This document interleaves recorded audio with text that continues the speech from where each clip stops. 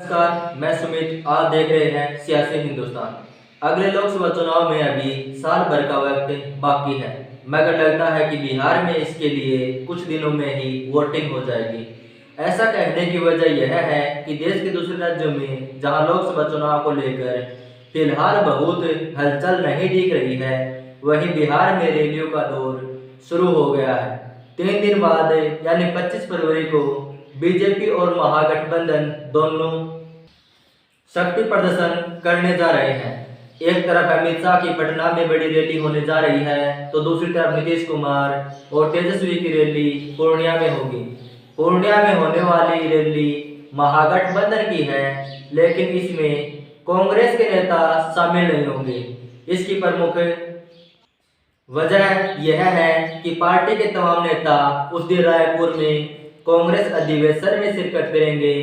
इससे पहले कांग्रेस ने भारत जोड़ो यात्रा का श्रीनगर में समापन किया था, तो उस दिन जो रैली आयोजित हुई थी उसमें महागठबंधन का कोई भी नेता नहीं पहुंचा था। इस पर महागठबंधन की दलील थी कि इससे पहले से तय कार्यक्रम की वजह से उसके नेता श्रीनगर नहीं जा पाए।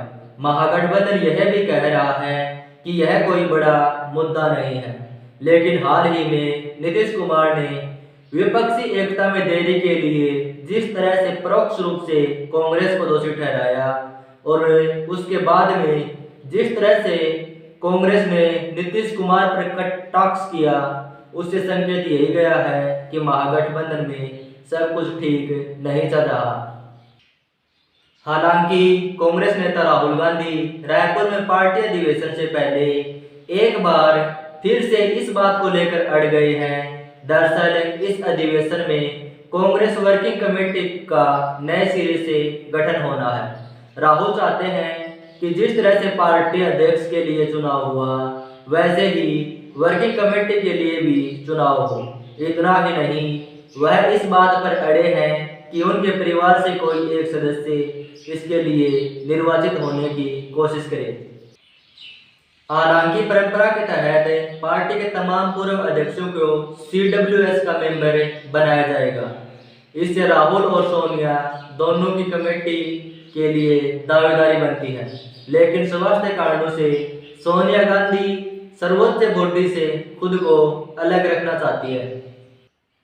प्रियंका गांधी के भी वर्किंग कमेटी के खातिर चुनाव लड़ने की संभावना कम है, लेकिन पार्टी महासचिव होने के कारण वह वर्किंग कमेटी के लिए आमंत्रित सदस्य रहेंगी और इस बैठक में शामिल हो सकती हैं। वहीं सम्मेलन के बाद सबसे बड़ा बदलाव संगठन के सदर पर होगा। संगठन महासचिव से लेकर कई प्रदेश अध्यक्ष और राज्य प्रभारी बदले जाएंगे। संगठन महासचिव केसी वेणुगोपाल की जगह राजस्थान के एक सीनियर नेता का नाम काफी चर्चा में चल रहा है। वह गांधी परिवार के काफी करीबी माने जाते हैं और कई राज्यों के प्रभारी भी रहे हैं, लेकिन सवाल यह है कि क्या राहुल की जिद पूरी होगी। वहीं 2024 में होने वाले लोकसभा चुनाव से पहले विपक्ष को 2 बड़े आयोजनों की चिंता सता रही है। पहला G20 सम्मेलन, जिसमें अमेरिका, रूस, चीन सहित विश्व के 20 ताकतवर देशों के प्रमुख सितंबर में दिल्ली आएंगे। दूसरा, आम लोगों के लिए अयोध्या में बन रहा राम मंदिर। राम मंदिर का खुलना कांग्रेस सहित दूसरे विपक्षी दलों को लगता है कि ये ऐसे आयोजन हैं जिनका राजनीतिक लाभ लेने उसे बहुत हद तक सफलता भी मिलने की संभावना है। ऐसे में विपक्ष इसे किस तरह से काउंटर करे, इसे लेकर मंथन शुरू हो गया है। आम राय यही बन रही है कि इन दोनों मौकों पर कोई विवाद खड़ा न किया जाए और ऐसा कोई बयान भी न दिया जाए जो विपक्षी दलों के खिलाफ जाए। कांग्रेस में इसके लिए नेताओं को बाकायदा ट्रेनिंग देने की योजना बन रही है। राजस्थान में सिर्फ कांग्रेस ही अकेली पार्टी नहीं है जो गुटबाजी से परेशान है। यहाँ अशोक गहलोत और सचिन पायलट के बीच लंबे समय से रस्साकशी चल रही है। विपक्षी दल बीजेपी को भी यहाँ एकता बनाए रखने में परेशानी हो रही है। इसमें सबसे बड़ी दिक्कत पूर्व CM वसुंधरा राजे को लेकर है। पार्टी की मंशा राज्य में नए नेतृत्व को आगे करने की है। पिछले कुछ सालों से बीजेपी इसी कोशिश में लगी हुई है। इसी सिलसिले में 2 साल से वसुंधरा राजे को पार्टी के पोस्टरों में जगह नहीं मिल रही थी। तब कहा जा रहा था कि उन्हें प्रदेश छोड़कर दिल्ली की राजनीति में आने का न्योता दिया गया, मगर वसुंधरा ने दिल्ली आने में कोई दिलचस्पी नहीं दिखाई। दूसरी ओर राजस्थान में वह जहां भी अपने कार्यक्रम आयोजित कर रही है, उसमें बाकी बीजेपी नेताओं को जगह नहीं दी जा रही है। अब राज्य में विधानसभा चुनाव करीब है, तो दोनों ओर से जोर आजमाइश तेज हो गई है। इसमें एक तरफ वसुंधरा तो दूसरी तरफ और पार्टी का दूसरा धड़ा।